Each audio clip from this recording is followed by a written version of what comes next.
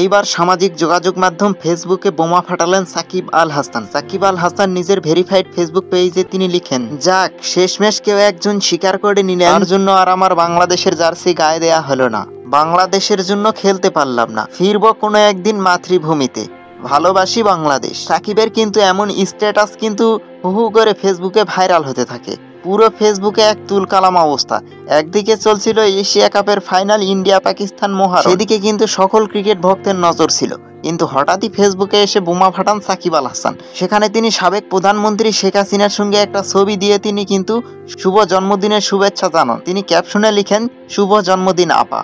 সাকিবের এই স্ট্যাটাসের পরে কিন্তু পাল্টা জবাব দেন বাংলাদেশের ক্রীড়া উপদেষ্টা আসিফ মাহমুদ সজীব ভুঁইয়া। ফেসবুকে তিনি লিখেন যে একজনকে পূর্ণবাসন না করাতে আপনারা সহস্র গালি দিয়েছেন আমাকে, কিন্তু আমি ঠিক ছিলাম। আলোচনা শেষ।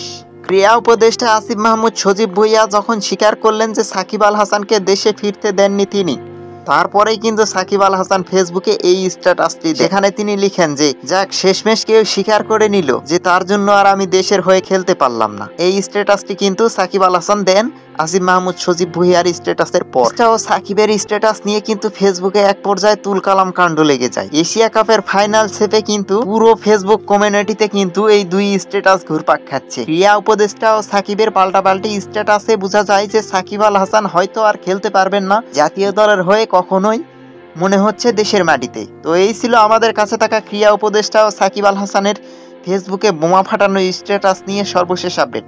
পরবর্তী নিউজ ভিডিও দেখার আমন্ত্রণ জানিয়ে বিদায় নিচ্ছে মোস্তাকিন হাসান, ভিটি ইনফায়ার রিয়াকশন।